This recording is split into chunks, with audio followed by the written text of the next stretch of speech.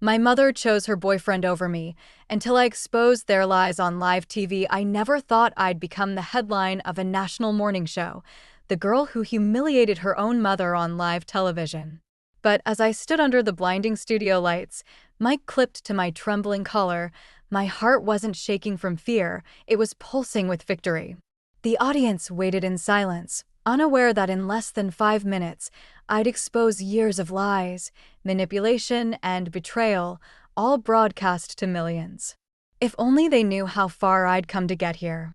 My name is Hailey Monroe, and I grew up believing my mom, Diane, was my hero. She was beautiful, smart, and fierce, the kind of woman everyone admired. A single mom raising her daughter after a messy divorce, working 2 jobs, and still showing up for every parent-teacher meeting with perfect hair and lipstick that never smudged. I wanted to be just like her. That illusion shattered when Ethan entered our lives. He came like a storm, charming, confident, and just the right mix of danger to make a lonely woman feel alive again. My mother met him at a charity event where she was volunteering. I was 16 at the time, old enough to notice that Ethan's smile lingered too long, his compliments dripped too sweet, and his eyes followed her like a hawk hunting prey. But she didn't see it, or maybe she didn't care. Within months, he was everywhere, driving me to school, cooking dinner, whispering to my mother late at night when he thought I couldn't hear. He moved in so quickly it was like he'd always belonged there.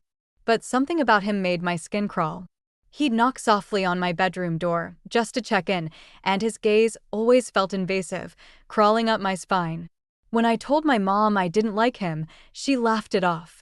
"Oh, sweetie," she said, brushing my hair from my face. "You're just not used to having a man around. Ethan's good for us. Good for us." I wanted to scream that he wasn't good for me, that his attention wasn't fatherly, that his compliments made me sick, but she never listened. The more I tried to warn her, the more distant she became. It was as if Ethan had cast a spell, one that turned my mother's love into suspicion. Suddenly, I was the problem. "You've been so moody lately," she'd say, frowning. "Are you jealous? Do you want me to be miserable forever?" Those words cut deeper than any slap could have. Then came the night that changed everything. Ethan had been drinking, laughing too loudly, his hand brushing my shoulder as he passed. My mom had gone upstairs to shower, and I was stuck in the kitchen washing dishes when he cornered me. His voice was low, slurred, but deliberate. "You should smile more, Hailey. You're too pretty to look so angry all the time." I froze, the plate slipping from my hands and shattering in the sink. He laughed and leaned closer, his breath heavy with whiskey. "You'll understand one day," he murmured. "A man just wants to feel appreciated." I shoved past him and ran upstairs, locking my door so hard the frame rattled. My heart was pounding, tears blurring my eyes. When my mom came to check on me later, I told her everything, every word, every look, every disgusting insinuation. She went silent for a long moment. Then, her face hardened. "Hailey," she said quietly, "I know you don't like him, but this is too far. You can't lie like this just because you want to push him away." I felt the world crumble. She believed him. From that moment on, my home was no longer a home. Ethan smirked at me openly, knowing he'd won. My mother became cold, distant. The warmth in her hugs disappeared. The trust between us gone. When I turned 18, she packed my things and told me I should take some time away to clear my head. She sent me to live with my aunt across the country, insisting it was for my own good. I didn't fight. I left with nothing but a duffel bag and a heart full of hate. Years passed. I built a new life: college, journalism, late nights writing stories about corruption and lies. But no matter how successful I became, I couldn't shake the ghost of my mother's betrayal. Every award I won, every article published, it wasn't enough. Because deep down, I wanted one thing more than anything: to make her see what she'd done to me. That chance came unexpectedly, wrapped in the glitz of morning television. I had become a respected investigative journalist. My exposés had gone viral before, but this one would make history. A nationwide broadcast uncovering financial fraud linked to a prominent nonprofit organization. The face of that charity? Diane Monroe, my mother. When her name popped up in my research, I thought it had to be a mistake. But as I dug deeper, I found the truth. Ethan, the same man who'd ruined my teenage years, had convinced her to start a family foundation. It looked noble on the outside, but behind the glossy website and smiling photos, they were funneling money through shell accounts, pocketing donations meant for children's hospitals. I stared at the evidence on my laptop, my fingers trembling. It wasn't just fraud, it was poetic justice. The same people who'd betrayed me were now living a lie built on greed. And I held the power to destroy it. But I didn't want to expose them quietly. I wanted it to hurt.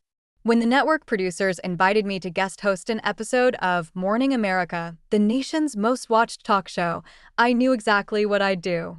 I pitched the story anonymously at first, framing it as a shocking case of charity corruption.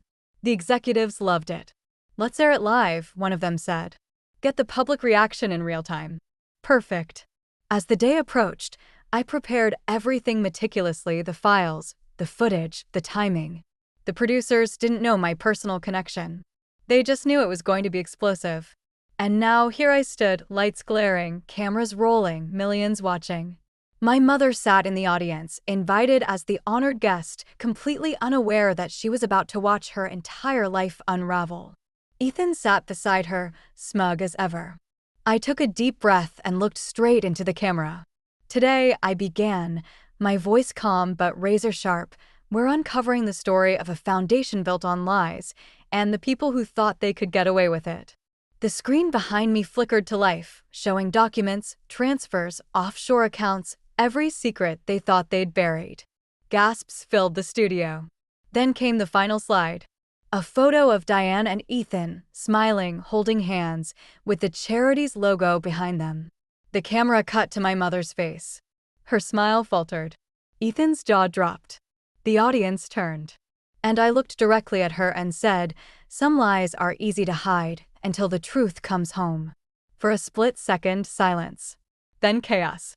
Producers whispering, cameras zooming, audience murmuring. My mother stood, her face pale. "Hailey," she whispered, disbelief in her eyes. I didn't flinch. For years, I'd been the broken girl, the one she sent away.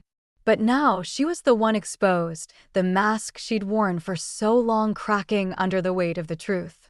And that was only the beginning. The air inside the studio thickened, like the oxygen had been sucked out and replaced with shock. The audience whispered, cameras swiveled, and the host, blissfully unaware of the personal battlefield unfolding, tried to maintain composure. But my mother's face said it all. Her perfect posture wilted, her lip trembled, and for once, the woman who always had something to say could find no words. Ethan tried to grab her arm, muttering something under his breath, but she yanked it away. She was staring at me, really seeing me for the first time in almost a decade. "Hailey," she breathed, shaking her head. You did this?" I smiled faintly, professional, controlled, but laced with venom. "I just reported the truth, Mom. Isn't that what you always taught me to do?" Her expression broke, somewhere between guilt and disbelief. Ethan, on the other hand, exploded. "You vindictive little..." Security moved in before he could finish. The audience gasped as he was escorted out, yelling curses that would never make it past the live censors. My mother followed slowly, her eyes still locked on mine. And then, the cameras cut to commercial. The crew rushed around me, buzzing with adrenaline. "That was incredible, Hailey," one producer said, patting my shoulder. "You just made television history." I nodded, but my throat felt tight. I wasn't celebrating. Not yet. This wasn't over. When the show ended, I slipped out the back door into the cool Los Angeles morning. The adrenaline began to fade, replaced by a strange, empty calm. I'd done it. I'd destroyed them. The world now knew who they really were: liars, thieves, parasites. But beneath that calm, something else burned. The hurt of a little girl who'd once begged her mother to believe her. The rage of years stolen, love replaced by shame. I wanted to feel free, but instead, I felt like a storm that had raged too long and didn't know how to stop. My phone buzzed endlessly, reporters, colleagues, social media exploding. My face was already trending online. Journalist exposes her own mother in shocking live TV reveal. The story spread like wildfire. Clips of my mother's shocked expression were being replayed on every network. Ethan's arrest was already being reported. The FBI had acted fast once the documents aired. For hours, I sat in my apartment, scrolling through the chaos I'd created. I should have been drinking champagne, laughing at karma's perfection. But all I could think of was that night when I'd been 16, crying behind my locked door, praying my mom would come to me instead of him. She never did. Now, she had no choice but to see me. 3 days later, I got the call. Unknown number. I knew before answering who it was. Hailey, her voice cracked through the line. She sounded small, like a ghost of the woman I remembered. Please, we need to talk. I didn't respond. I never meant for things to happen like that, she said quickly, panic creeping into her tone. Ethan, he told me things. He made me think you were crazy. I snapped, my voice cutting sharp. Manipulative? A jealous little girl trying to ruin your happiness. The silence that followed was louder than any scream. I was wrong, she whispered finally. I see that now. You see that now because you got caught, I said. Not because you finally believe me. Her sob broke the composure she'd always worn like armor. You're my daughter, Hailey. Please, we can fix this, I hung up. There was nothing left to fix. The media storm grew for weeks. My investigation led to formal charges. My mother's name was plastered on every headline. Her career was gone, the charity dissolved, her house seized. Ethan faced trial for fraud and coercion. He tried to take her down with him, but even in his desperation, he couldn't escape the mountain of evidence I'd built. But revenge, I learned, doesn't bring peace overnight. At night, I'd lie awake and replay every moment of my childhood, her laughter, her hugs, the sound of her voice when she used to read to me before bed. The same voice that had turned against me. I hated that I still missed her. Then, one evening, a letter arrived. Handwritten. From prison. It was from her. Hailey, you were right. About him. About everything. I should have protected you, but I was too afraid to lose what I thought was love. I see now I lost the one person who ever truly loved me. I don't expect forgiveness. I just needed you to know I'm sorry. Mom, I stared at the letter for a long time, my chest aching. I wanted to tear it up, to burn it and everything it represented, but I didn't. I folded it gently and locked it in my desk drawer. Not as a keepsake, but as proof that even the strongest illusions eventually break. Months passed. I kept working, producing stories that mattered. I became known for my fearlessness, but few knew that my strength came from the ashes of something much darker. Then came an invitation and interview request for a primetime news special titled Truth and Family. The host wanted me to speak about my story, about the cost of exposing those closest to us. I accepted. The night of the broadcast, as the cameras rolled again, I felt that same heat of the studio lights from months before. Only this time, I wasn't shaking. I looked into the camera and spoke clearly. People ask me if I regret what I did, if I'd go back and change it. But the truth is, silence is how abusers win. How lies live. Sometimes you have to burn the bridge, not to destroy what's behind you, but to light the way forward. The host nodded, moved. And if your mother were watching right now, what would you say to her? I paused. I'd say, I hope you've learned what love really looks like. Because I have. The audience fell silent. When the interview aired, I received hundreds of letters from daughters, sons, mothers, people who'd been betrayed and silenced, thanking me for speaking the truth, for giving them courage. And that night, as I sat on my balcony overlooking the city lights, I finally felt something I hadn't in years. Peace. Because revenge wasn't about destroying her life anymore. It was about reclaiming mine. And I had. A year passed before I saw her again. It was a quiet autumn afternoon in Chicago, the kind that carries the smell of wood smoke and cold rain. I had just wrapped a story about corporate corruption, a huge piece that had taken months of undercover work. My career was thriving, my name carried weight now, and people respected me for my courage. But no amount of success ever fully silenced the ache that lived somewhere deep inside, the ache of being unloved by the one person who should have loved me first. I was walking out of a cafe when I saw her. She was standing near the crosswalk, holding a paper cup of coffee with trembling hands. Her once perfect blonde hair was now streaked with gray, tied back in a loose bun. Her clothes were plain, her posture smaller, quieter. For a moment, I thought I was imagining her, some ghost conjured by nostalgia. But then she looked up, and our eyes met.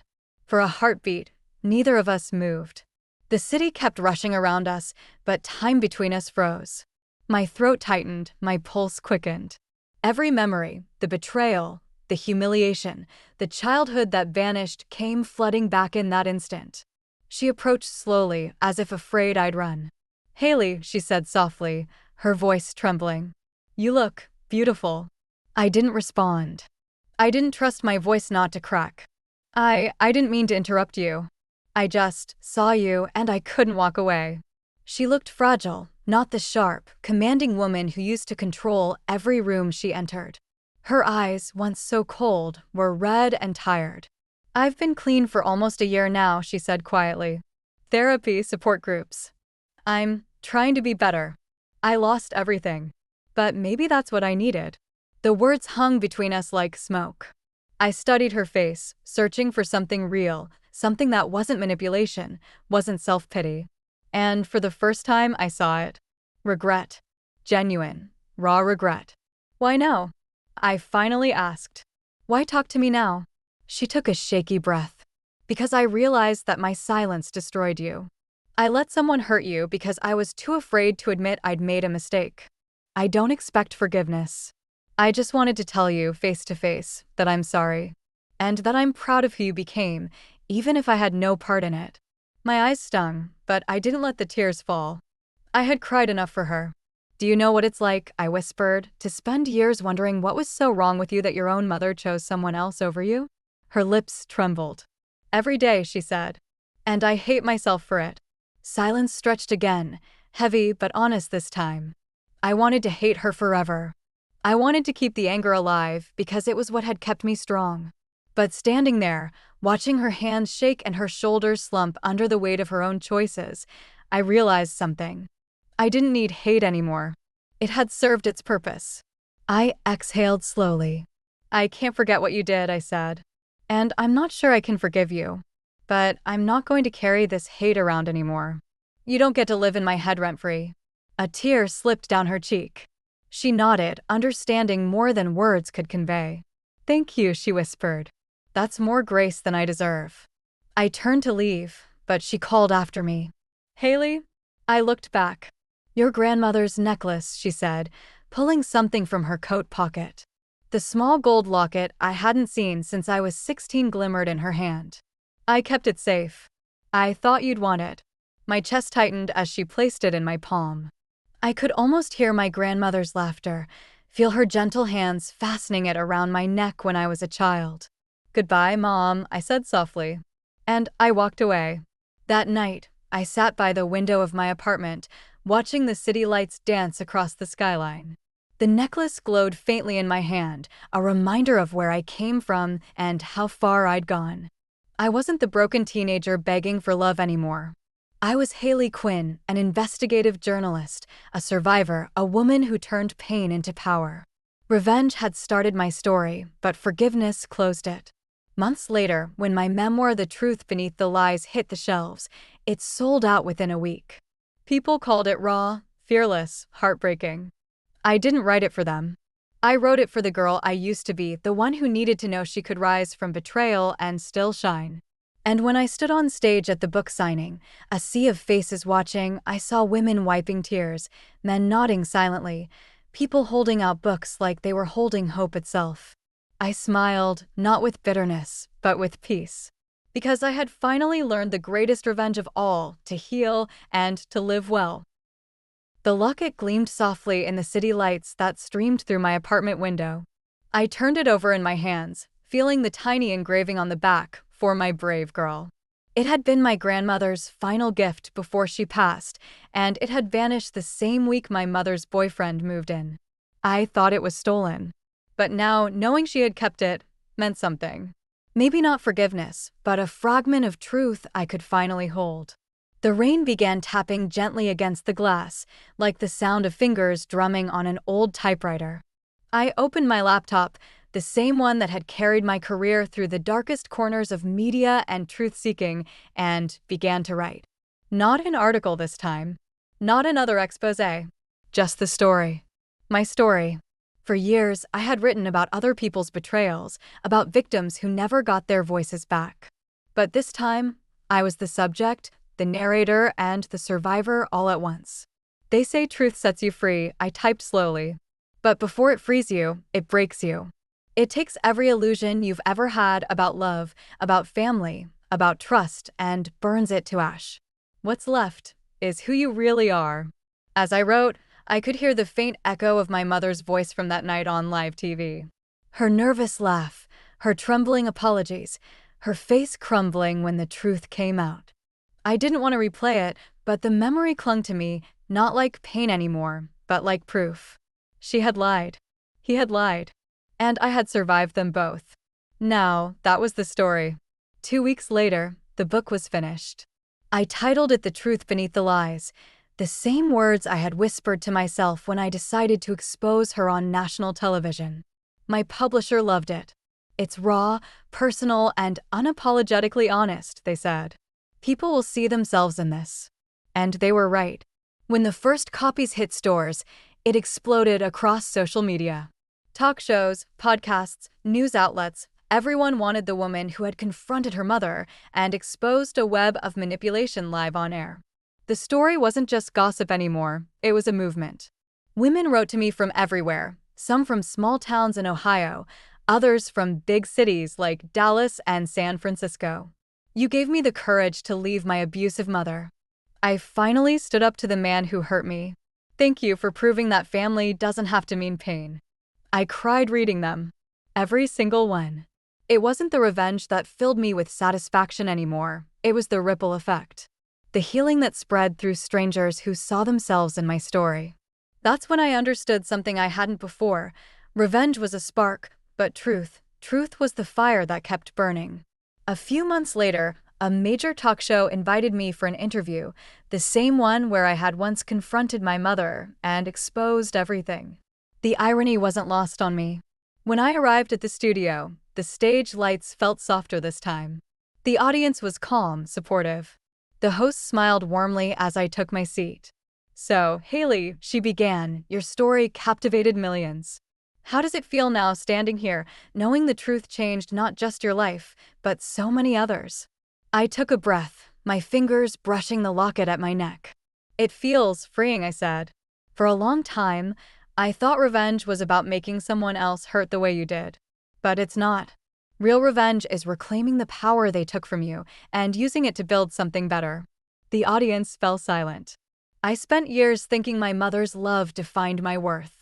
But I've learned that family isn't just blood. It's the people who see you, believe you, and stay even when things get hard. That's the family I built for myself. There was a quiet murmur of applause, the kind that grows softly before filling the room with emotion. The host smiled. Would you ever forgive her? I hesitated. I think I already did in my own way. Forgiveness isn't saying what she did was okay. It's saying I won't let it destroy me anymore. The crowd erupted. Cameras flashed. And somewhere in the audience, I could have sworn I saw a familiar face, gray hair tied back, eyes glistening. My mother didn't come near me, didn't wave. But she smiled, just once, a faint, proud smile, before disappearing into the crowd. And somehow, that was enough. People always ask me why I went on live TV to expose them. Why I turned my pain into a spectacle. The truth is, I didn't do it to humiliate anyone. I did it to save myself. When the people you love most betray you, it changes something inside you. It teaches you to see lies not just in others, but in yourself. The lies you tell to survive. The ones that say, it's okay, maybe they'll change, maybe it's my fault. But healing starts the moment you stop begging for someone else's love and start giving it to yourself. I don't need revenge anymore. I don't need her apology or the world's validation. My peace is louder than their lies now. The screen fades to black as her voice softens in the end. The story was never about what they did to me. It was about what I became after. And what I became was free. A year later, my book had become a bestseller. I was touring colleges, speaking to young women about truth, courage, and reclaiming power. At one event in New York, after a long candé, a girl no older than 16 approached me. She had tears in her eyes and trembling hands. "Miss Quinn," she said, "I just wanted to say, I thought I was broken.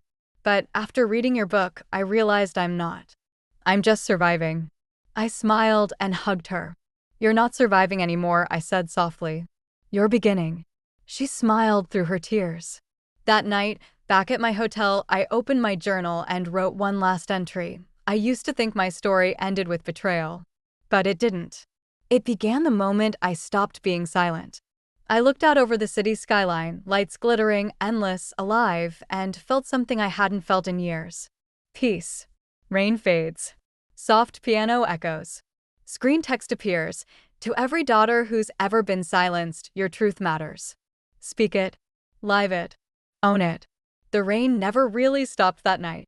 It kept falling softly against the city, each drop melting into the rhythm of traffic and life moving on, even when I still felt suspended between the past and the future. I watched the skyline through my window, the glass blurred with streaks of water and neon reflections. Somewhere below, laughter rose from a passing crowd. For the first time in years, it didn't hurt to hear it. It reminded me that joy still existed, that the world hadn't ended just because mine once had. I turned the locket over in my hands again. It wasn't heavy, but the memories inside it were.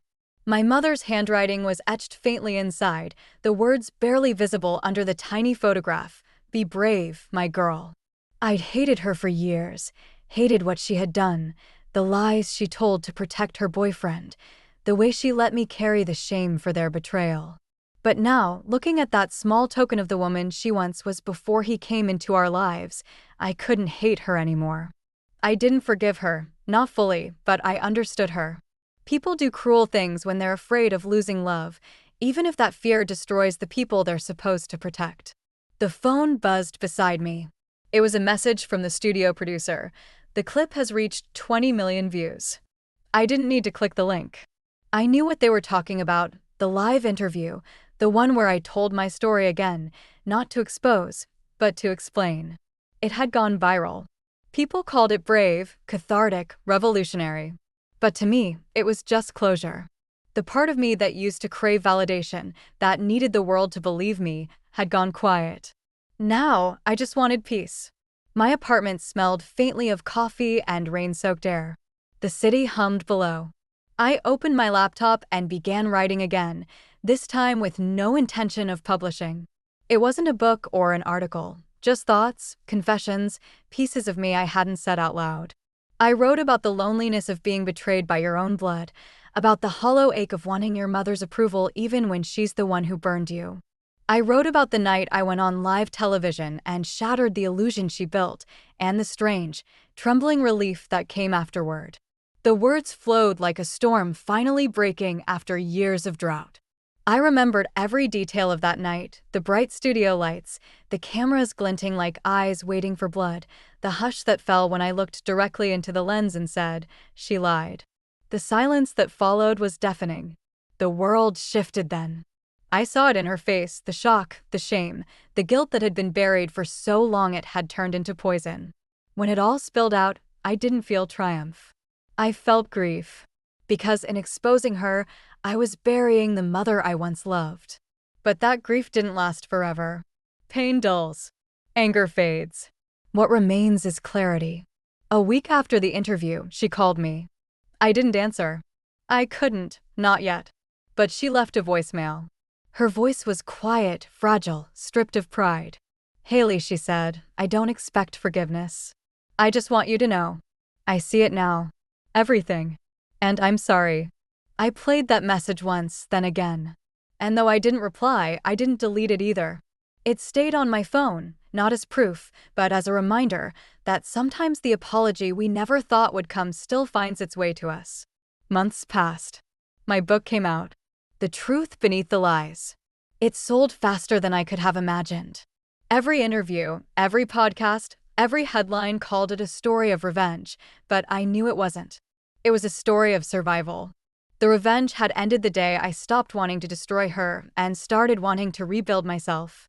Because revenge, no matter how righteous, still keeps you tied to what broke you. Healing severs that tie. The first time I saw her again was at a charity event. I hadn't expected it. She stood across the room in a simple black dress, her hair shorter, her shoulders smaller somehow. Time had softened her. She looked older, but her eyes, those familiar green eyes, found me instantly. For a moment, the noise of the room disappeared. No cameras, no audience, no past. Just two people who had survived the same wound from opposite ends. She smiled, hesitant but sincere. I nodded. That was enough. No words. No confrontation. Just the silent acknowledgement that we both knew how far we'd come from the wreckage. After that night, I didn't think of her every day anymore. Some days I forgot entirely. Other days, she'd drift into my thoughts like the scent of rain, unexpected, nostalgic, gone before I could grasp it. And in that strange absence, I found freedom. One evening, while speaking at a university in Chicago, a young woman approached me after my talk. She couldn't have been older than 20. Her eyes were red, her voice trembling. I went through something like you, she said. My mom chose her boyfriend over me too. I thought I was the only one. I hugged her tightly and whispered, "You're never the only one. And you're not defined by what she chose. You get to choose now." Her tears fell against my shoulder, and for a moment, I saw myself in her, the same lost girl who had once begged to be believed. When I got back to my hotel that night, I couldn't sleep. I sat by the window, watching the city lights flicker like stars that refused to die. I thought about how far I'd come from the scared, silenced daughter to the woman who had turned her pain into purpose. Maybe that was the real victory. Not the fame. Not the book sales. Not even the viral clips. But the simple fact that I'd survived, that I'd taken something cruel and turned it into something that could heal others. The rain started again outside. I let it fall. It sounded softer now, like a lullaby. I closed my eyes and whispered into the quiet, "It's over." The words didn't feel like an ending, they felt like a beginning. Because the truth doesn't just set you free, it teaches you how to live again. In the years that followed, I built a new life on the ashes of the old one. I started a foundation for young women who had been silenced by family abuse and manipulation. I taught them to write their stories, to speak their truths, to take back their voices. Every story they told was another thread woven into a tapestry of resilience. Every truth spoken was another chain broken. And sometimes, when I heard their laughter during our workshops, I thought maybe, just maybe, that was the sound of healing itself. I never heard from my mother again after that night at the gala. But one day, I received a letter in the mail. No return address. Inside was my grandmother's old brooch and a note in her handwriting. It said simply, "I kept it safe until you were ready." I didn't cry this time. I smiled. Because she was right. I was finally ready. I went to the window, clipped the brooch to my jacket, and watched the world outside shimmer in golden light. Somewhere, a siren wailed faintly, a reminder that the city was alive and chaotic, but still beautiful. So was I. For the first time in years, I felt at home, not in any building or relationship, but within myself. The past would always be a part of me. The scars wouldn't disappear. But they didn't define me anymore. They were proof that I had survived the fire and built something new from its embers. And that, I realized, was the truest form of revenge, living fully, freely, and without fear. The rain stopped. The clouds broke open, revealing a pale silver moon over the skyline. I took one last look at the locket, whispered a quiet goodbye to the girl I once was, and turned off the light. The months that followed were strange, a quiet limbo between the chaos of the past and the calm I was still learning to trust. Every morning, I woke before sunrise. I'd walk to the little cafe on the corner, the one that smelled like cinnamon and baked bread, and sit by the window with my notebook. The world outside would still be dark, but the city lights flickered like tiny fires refusing to go out.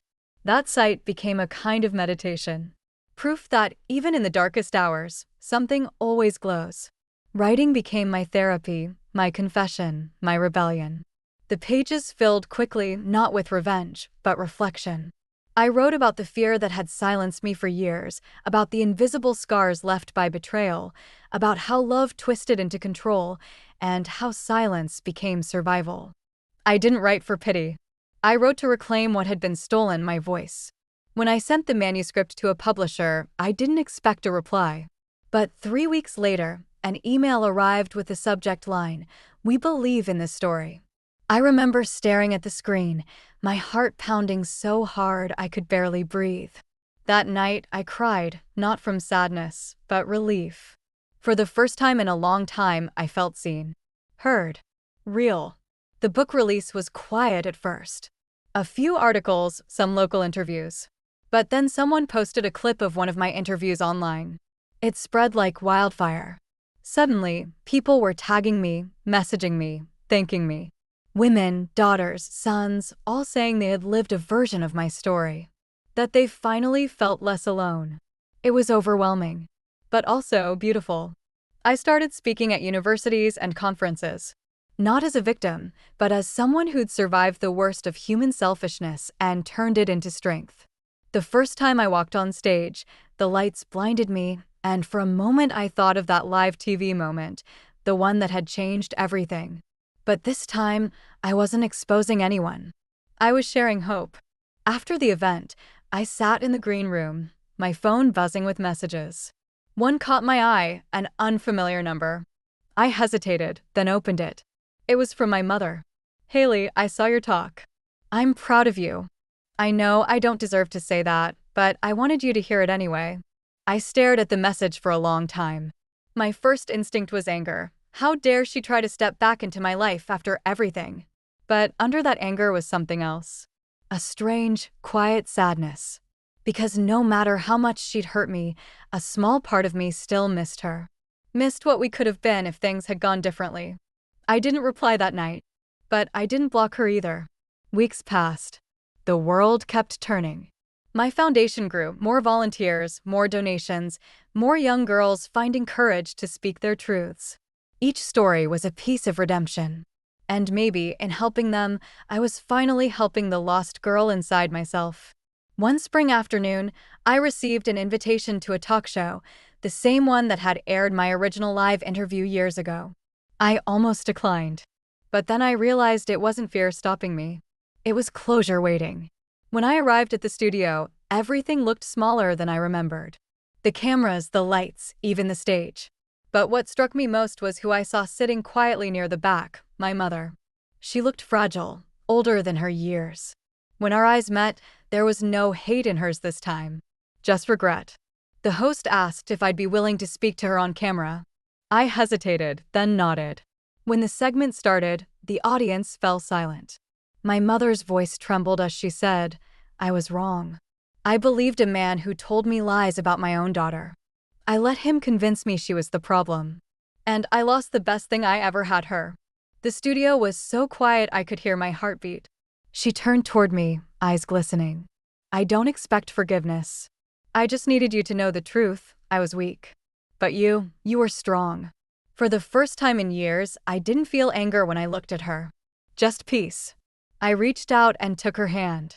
It wasn't forgiveness, not yet. But it was a start. The audience broke into applause, but it wasn't for us. It was for the truth. After the show, we didn't talk much. Just a quiet hug and a promise to try again someday. That was enough. Months later, the man who had torn us apart, her ex-boyfriend, was arrested for fraud and assault. I didn't feel satisfaction when I read the headline. Just relief that he couldn't hurt anyone else. Karma had done what I no longer cared to. Sometimes justice doesn't need our help, it just needs time. Years passed. The girl who once hid behind her mother's choices became a woman who shaped her own destiny. My foundation expanded across states. I mentored young women in shelters, prisons, even corporate offices. I watched them rise from silence into strength. Every time I saw their faces light up with pride, I felt something deep and powerful, like my pain had been transformed into a force that could change lives. One evening, after a long day of speaking engagements, I returned home to a quiet apartment overlooking the city. The golden sunset bathed everything in warmth. I poured a cup of tea and stood by the window, thinking about how life had turned full circle. The pain, the betrayal, the humiliation, all of it had brought me here, to a place of peace I once thought I'd never reach. I opened my laptop to read messages from women who had attended my latest talk. One said, "You taught me that revenge isn't always about destroying others. Sometimes it's about rebuilding yourself." I smiled. That was exactly what I had learned, too. Then, out of habit, I reached for my locket again. The engraving inside had faded even more, but I could still make out the words. "Be brave, my girl." I whispered softly, "I did, Mom. I really did." Outside, the city buzzed with life, car horns, laughter, music drifting from nearby bars. It didn't sound lonely anymore. It sounded alive, like a heartbeat. My heartbeat. I took a deep breath, feeling the cool air fill my lungs. The sky shifted from gold to violet to deep blue. For the first time in years, I didn't need revenge to feel strong. I didn't need forgiveness to feel whole. I had built my own version of happiness, one that couldn't be taken away. And as the lights of the city shimmered like 1,000 tiny victories, I finally allowed myself to whisper the truth that had been waiting all along. I won, not because I hurt them, but because I healed. Then I turned away from the window, smiling to myself, and let the night carry the rest of my story away. 5 years later, the world knew my name, not as the girl who was betrayed on live TV, but as the woman who turned betrayal into transformation. My book, Unbroken Silence, had become a bestseller, translated into 6 languages. I'd built a global foundation, voices reclaimed, dedicated to supporting young people who had been silenced by abuse, neglect, or manipulation. We had outreach programs across the U.S., mental health counselors on staff, and scholarships for survivors to rebuild their education and dreams. Everywhere I went, universities, conferences, talk shows, people asked the same question: how did you forgive them? And I always smiled, because forgiveness wasn't what this was about. It wasn't about letting my mother or her boyfriend off the hook. It was about freeing myself from the anger that had once defined me. My revenge had never been about destroying their lives. It was about reclaiming my own. And that, I realized, was the truest victory of all. Still, life had a way of circling back when you least expected it. One quiet afternoon, I was sitting in my office, a minimalist space overlooking downtown Chicago, when my assistant knocked gently. "There's someone here to see you," she said, hesitating. "She says it's your mother." For a moment, my world froze. 5 years. That was how long it had been since that talk show, since we'd spoken. I swallowed hard and said softly, "Let her in." When she walked in, I barely recognized her. Her hair was silver now, her face thinner, her movements slower. But her eyes, those were still the same soft brown eyes I remembered from my childhood. Only now, they carried something new: remorse. She held a small box in her hands. "Hi, Hailey," she said, her voice trembling. "I didn't come for forgiveness. I just came to return something that always belonged to you." She placed the box on my desk. I opened it slowly. Inside was the gold locket, the same one she'd given me as a child, the one that had been taken from me during those dark years. The chain was slightly tarnished, but when I opened it, the engraving was still there. "Be brave, my girl." "I found it when I was moving out of the old house," she whispered. "I thought you might want it back." I looked up at her, this woman who had once chosen a man over her daughter, who had believed lies instead of love. And yet, despite everything, I felt calm. "I never stopped being brave," I said quietly. A tear slipped down her cheek. "I know. I'm sorry I didn't see that sooner." We sat there for a long moment, 2 broken people who had both been victims of the same manipulation, finally seeing each other clearly. I didn't hug her. I didn't forgive her completely. But I didn't hate her anymore either. Before she left, she turned to me and said, "I watched you on television last week. I'm proud of the woman you became." This time I smiled. "Thank you, Mom." When she was gone, I held the locket in my hands and turned it over, feeling its weight, the faint etching pressed against my palm. For years, that little piece of gold had represented everything I'd lost: love, family, trust. But now it symbolized something far greater, everything I had become on my own. I slipped it around my neck, the cool metal resting just above my heartbeat. It didn't feel like the past anymore, it felt like closure. The evening light spilled through the office window, bathing the room in gold. I stood there, gazing at the skyline that stretched endlessly before me, remembering every step that had led me here, the nights I cried alone, the moments of doubt when I thought I'd never recover, and the small victories that slowly pieced me back together. The world outside moved on as if nothing had happened, but inside, I felt something shift. The pain that once consumed me had turned into purpose. Every scar told a story, and mine told one of resilience, defiance, and quiet strength. Later that night, after everyone had left the office, I opened my laptop and began to type my next chapter. Not for a book, but for myself. The cursor blinked against the white screen like a heartbeat, waiting. They said I was broken, I typed, but they didn't realize broken things can still cut deep. I smiled at the sentence. It wasn't bitterness that fueled me anymore, it was power. Real power. The kind that didn't need revenge to prove its worth. I had already won. A notification pinged on my phone, an email from the producers of Truth Unfolded, the very same show where I'd exposed everything years ago.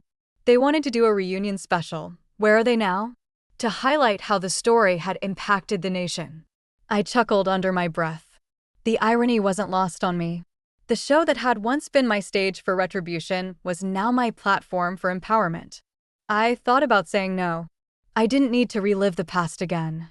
But then I realized this wasn't about revenge anymore. This was about reclaiming the narrative once and for all. 2 months later, I stood backstage, the bright lights of the studio washing over me. I could hear the murmur of the audience, the host introducing me as Hailey Matthews, author, survivor, and founder of Voices Reclaimed. The applause that followed wasn't just for the woman I had become, it was for every person who'd ever been silenced, doubted, or dismissed. When I stepped onto that stage, I felt unshakable. The same girl who'd once been thrown away by the people who should have protected her now stood in front of millions, her truth unfiltered and unashamed. During the interview, the host asked softly, "If you could say something to your younger self, what would it be?" I took a deep breath. "I'd tell her not to wait for someone to save her," I said, my voice steady. "Because one day, she'll realize she was her own hero all along." The audience erupted in applause, and for a moment, I could almost feel the weight of every tear I'd ever shed lifting from my shoulders. When the show ended, I walked off stage and felt the cool rush of air outside the studio. I looked up at the night sky, the same endless stretch of darkness I used to stare at from my bedroom window as a scared teenager. Only now, it didn't feel cold. It felt infinite. And in that moment, I realized the ultimate truth of my story. Revenge doesn't always mean destruction. Sometimes, it's transformation. It's standing tall in the ashes of your old life, unbroken and radiant, knowing that you didn't just survive, you transcended. That night, as I drove home, the city lights blurred like tiny stars across the windshield. I reached up and touched the locket once more, whispering to myself, "You made it, Hailey. You really made it." And for the first time in years, I believed it completely.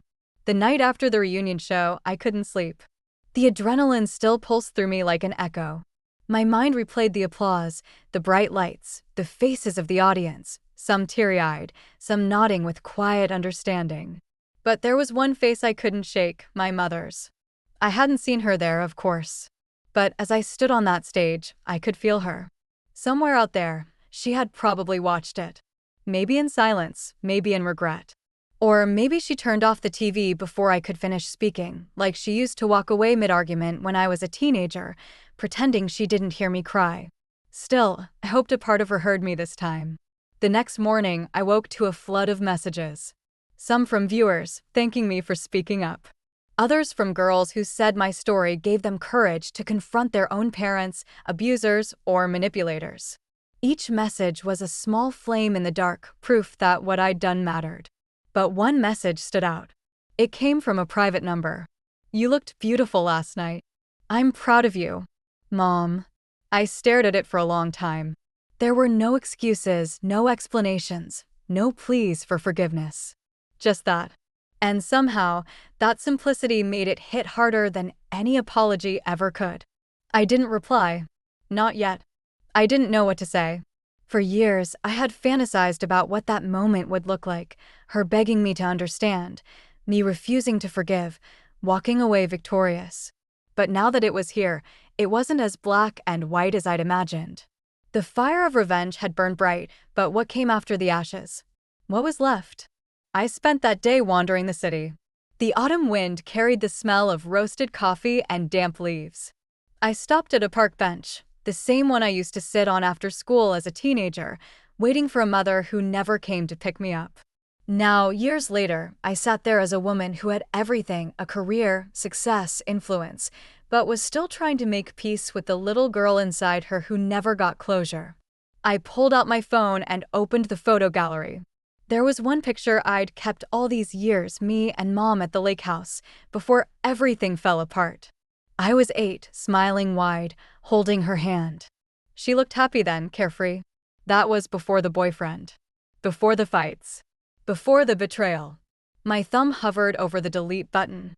But I didn't press it. Instead, I locked my phone and tucked it away. You can't erase the past, you can only rewrite what it means to you. Months passed. My life moved forward in ways I hadn't expected.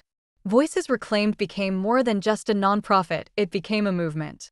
Survivors shared their stories openly.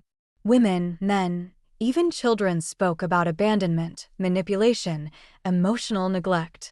My inbox was filled with gratitude, pain, and courage all mixed together. One day, I was invited to give a keynote speech at a national conference on family reform and advocacy. The crowd was massive, hundreds of faces, cameras flashing, live broadcast running across major networks. As I took the stage, I saw her. My mother. Sitting in the third row. She looked smaller than I remembered. Older. Time had drawn new lines on her face, but her eyes, those same piercing blue eyes, were the same. The moment our gazes met, my throat tightened. I wanted to look away, but something in me said no. Not this time. I began my speech. My voice trembled at first, but steadied with each word. I spoke about accountability, about how love isn't always gentle and forgiveness isn't always immediate, about how sometimes healing means standing your ground. Halfway through, I saw tears glisten in her eyes. She didn't hide them. When I finished, the crowd rose to their feet, clapping. But my focus stayed on her. She stood slowly, clapping too, tears streaming freely now. After the event, I found her waiting backstage. For a moment, neither of us spoke. The silence between us was heavy, a silence years in the making. Finally, she whispered, "I saw what I became. I saw what I did to you. I don't expect forgiveness, Hailey, but I'm sorry."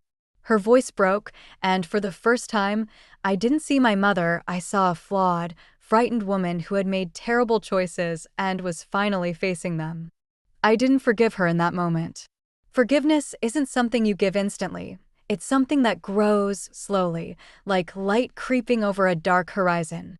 But I did something better. I reached out and I hugged her. Not because she deserved it, but because I did. That embrace didn't erase the past, but it rewrote the ending. Years later, I would write a book, Unchosen, the story of a daughter reclaimed.